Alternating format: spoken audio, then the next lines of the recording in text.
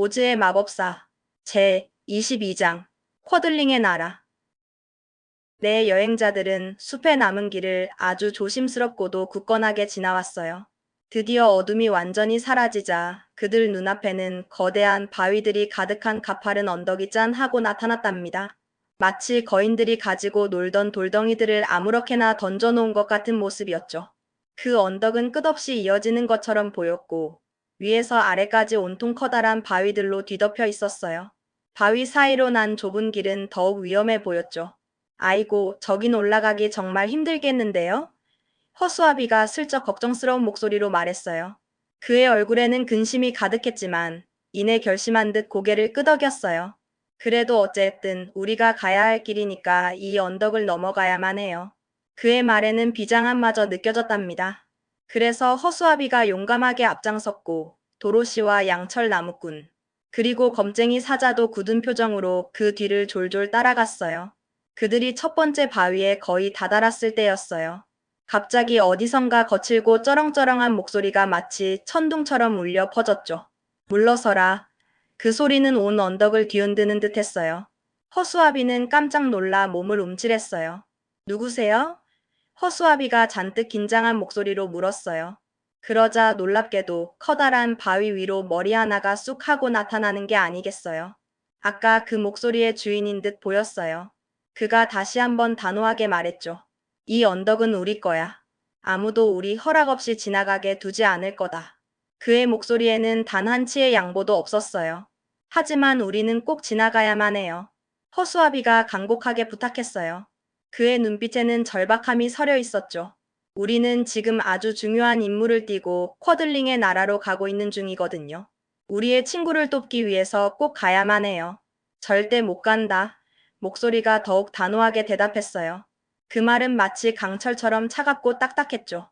그러더니 놀랍게도 바위 뒤에서 여행자들이 지금까지 본 어떤 인간보다도 훨씬 더 이상하게 생긴 남자가 터벅터벅 걸어 나오는 게 아니겠어요. 그의 모습은 정말이지 충격적이었어요. 그는 키가 작고 몸이 뚱뚱했어요. 머리는 엄청나게 크고 꼭대기가 마치 판판한 돌멩이처럼 납작했고요.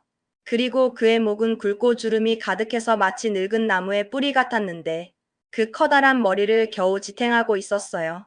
그런데 글쎄, 그의 몸에는 팔이 하나도 없는 거예요. 양팔이 있어야 할 자리는 매끈하게 이어져 있었어요. 이걸 본 허수아비는 아니, 이렇게 무력해 보이는 사람이 어떻게 우리 같은 여행자들의 길을 막을 수 있을까? 하고 생각했나 봐요. 그의 속마음에는 이까지 팔 없는 사람이? 하는 살짝 무시하는 마음도 있었을 거예요. 그래서 그는 다른 친구들에게는 보이지 않게 살짝씩 웃으며 이렇게 말했죠.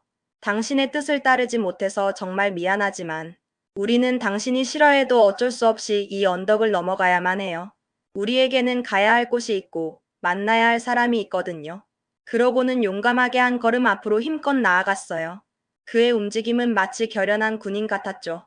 하지만 그 순간 번개처럼 순식간에 그 남자의 크고 납작한 머리가 앞으로 쭉 하고 튀어나오는 게 아니겠어요. 그의 목은 뱀처럼 길게 늘어나더니 납작한 머리 꼭대기가 허수아비의 가슴 한가운데를 쿵 하고 때렸죠.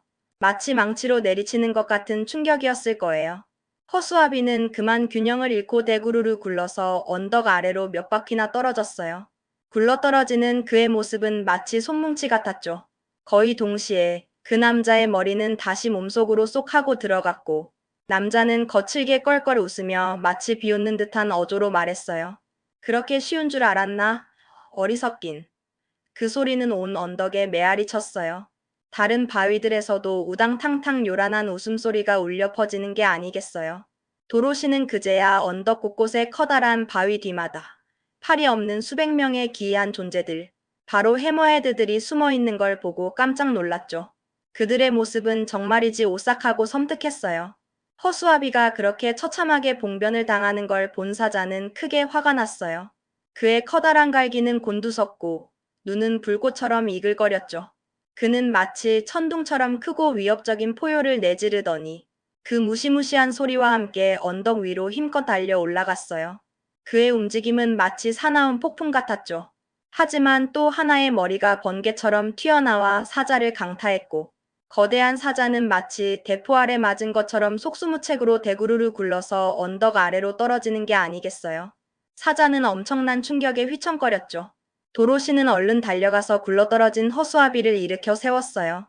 그의 몸은 온통 흙투성이가 되어 있었지만 다행히 크게 다치지는 않은 것 같았어요. 그리고 다소 멍해지고 조금 아파 보이는 사자도 비틀거리며 그녀에게 다가와 투덜거렸어요. 머리를 쏘는 저런 사람들과는 싸워봐야 아무 소용이 없는 것 같아. 정말이지 누구도 그들을 이길 수는 없을 거야. 그의 목소리에는 좌절감이 묻어 있었죠.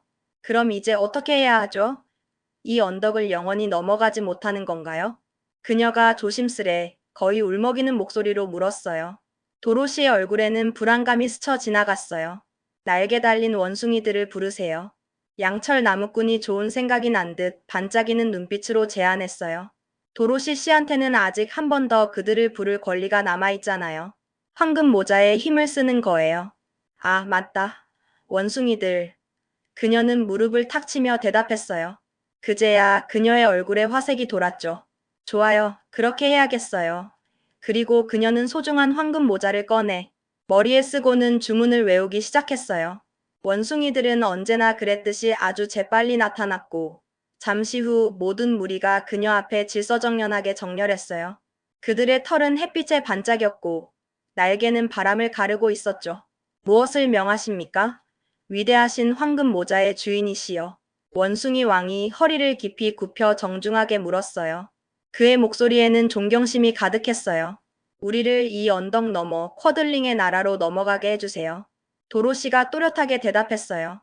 그녀의 목소리에는 확신이 담겨 있었죠. 명령대로 하겠습니다. 왕이 단호하게 말하자 날개 달린 원숭이들은 곧 도로시와 양철 나무꾼, 허수아비, 그리고 겁쟁이 사자와 귀여운 토토까지 내 여행자와 작은 강아지를 팔에 조심스럽게 안고 하늘로 힘껏 날아올랐어요. 그들의 움직임은 마치 구름처럼 가볍고 빨랐죠. 그들이 언덕 위를 유유히 날아갈 때였어요.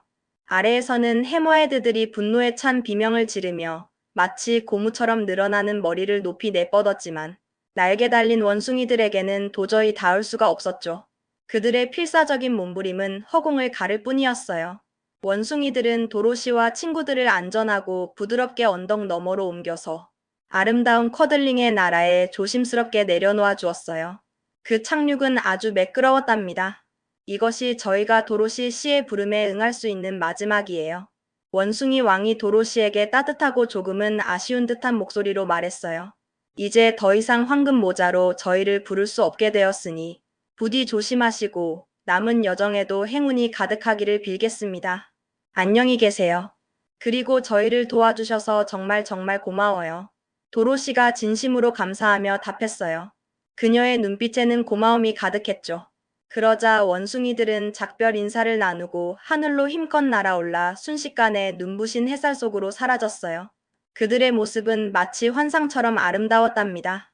쿼들링의 나라는 정말 풍요롭고 평화로워 보였어요. 마치 잘 정돈된 그림 같은 풍경이었죠. 끝없이 펼쳐진 곡식밭이 황금빛으로 탐스럽게 익어가고 있었고 그 사이로 예쁘게 포장된 길들이 거미줄처럼 나 있었어요. 길은 부드럽게 굽이쳐 시야를 따라 이어졌답니다. 다리 아래로는 맑은 시냇물이 졸졸졸 아름다운 소리를 내며 흐르고 있었으며 튼튼하고 아담한 다리들이 그 위를 멋지게 가로질러 놓여 있었어요.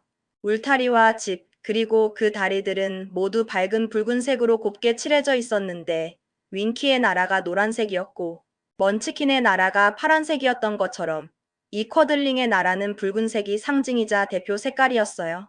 모든 것이 붉은색의 아름다움으로 가득했죠. 쿼들링 사람들도 키가 작고 통통하며 아주 다정하고 상냥해 보였고 모두 머리부터 발끝까지 빨간 옷을 곱게 입고 있었어요. 그들의 모습은 초록빛 풀과 황금빛 곡식 사이에서 유난히 더 눈에 띄고 아름답게 빛났답니다. 마치 살아있는 꽃 같았어요. 원숭이들은 여행자들을 한 농가 근처에 아주 조심스럽게 내려놓아 주었어요. 그 착륙은 아주 부드러웠고 네 사람은 안전하게 땅에 발을 디딜 수 있었죠. 네 사람은 그 집으로 터벅터벅 걸어가 문을 똑똑하고 예의 바르게 두드렸어요. 문을 연 사람은 친절해 보이는 농부의 아내였는데 도로시가 배가 고파 먹을 것을 부탁하자 그녀는 기꺼이 그들을 집 안으로 맞아주었답니다. 그리고는 3가지 케이크와 4가지 쿠키, 그리고 귀여운 토토를 위한 신선한 우유 한 그릇이 곁들여진 정말 푸짐하고 훌륭한 식사를 정성껏 대접해 주었어요. 식탁은 온갖 맛있는 음식으로 가득했답니다. 저 글린다의 성까지는 얼마나 멀어요? 저희가 그곳으로 가야 하거든요. 도로시가 설레는 목소리로 조심스럽게 물었어요. 그녀의 눈은 반짝였죠. 아, 글린다의 성이요? 그리 멀지 않아요. 농부의 아내가 따뜻하게 웃으며 대답해 주었어요. 그녀의 얼굴에는 인자함이 가득했죠. 이 길로 쭉 남쪽 길을 따라가면 금방 도착할 거예요. 너무 걱정하지 말아요. 그들은 친절한 여인에게 진심으로 감사 인사를 하고는 다시 즐거운 발걸음으로 길을 떠났어요. 그들의 마음은 희망으로 가득했죠. 들판과 아름다운 다리를 건너 한참을 즐겁게 걸어가다 보니 마침내 눈앞에 아주 아름다운 성이 짠 하고 나타나는 게 아니겠어요. 성은 햇빛을 받아 반짝이며 마치 동화 속에 나오는 성 같았어요. 성문 앞에는 금빛 끈으로 멋지게 장식된 붉은 제복을 입은 3명의 젊고 아름다운 여인 병사들이 환하게 서 있었어요. 그들은 위풍당당하면서도 우아한 모습이었죠. 도로시가 그들에게 다가가자 그들 중 한 명이 상냥하지만 단호한 목소리로 물었어요. 왜 남쪽 나라에 오셨습니까? 이곳은 평화로운 곳이니 특별한 이유가 있어야 할 텐데요. 이곳을 다스리는 착한 마녀 글린다를 뵈러 왔어요. 도로시가 또렷하게 대답했어요. 그녀의 목소리에는 간절함이 담겨 있었죠. 저희를 그녀에게 데려가 주시겠어요? 저희에게는 아주 중요한 이야기가 있답니다. 이름을 말씀해 주세요. 글린다께서 만나시겠는지 여쭙겠습니다. 여인 병사는 정중하게 말했어요. 그들은 자신들의 이름을 한 명씩 차례대로 말했고 여인 병사는 고개를 끄덕이며 성 안으로 들어갔어요. 잠시 후 그녀는 다시 돌아와 도로시와 친구들이 곧바로 안으로 들어가도 된다고 활짝 웃으며 전해주었답니다. 그들의 얼굴에는 안도감이 스쳐 지나갔어요. 드디어 글린다를 만날 수 있게 된 것이죠. 성 안으로 들어서는 그들의 발걸음은 희망으로 가득했답니다. 이제 그들은 오즈의 모든 마녀들을 만났고 집으로 돌아갈 방법이 한 발짝 더 가까워진 것 같은 기분이 들었을 거예요. 성 안은 고요했지만 따뜻한 기운이 감돌았어요. 그들은 글린다를 만나 모든 이야기를 전할 생각에 가슴이 두근거렸어요. 과연 글린다는 도로시를 집으로 돌려보내줄 수 있을까요? 이 모험의 끝이 어떻게 될지 여행자들은 설레는 마음으로 다음 순간을 기다렸답니다. 그들의 긴 여정은 이제 거의 끝에 다다르고 있었어요. 모든 어려움을 이겨내고 여기까지 온 그들에게 이제 행복한 결말이 기다리고 있을까요? 도로시는 문득 고향의 초록빛 언덕과 따뜻한 엄마의 품을 떠올리며 작게 미소 지었어요. 그녀의 마음속에는 그리움과 희망이 뒤섞여 있었답니다. 친구들과 함께라면 어떤 어려움도 헤쳐나갈 수 있을 거라는 굳은 믿음도요. 이 모든 여정은 그들에게 소중한 깨달음과 용기를 선물했으니까요.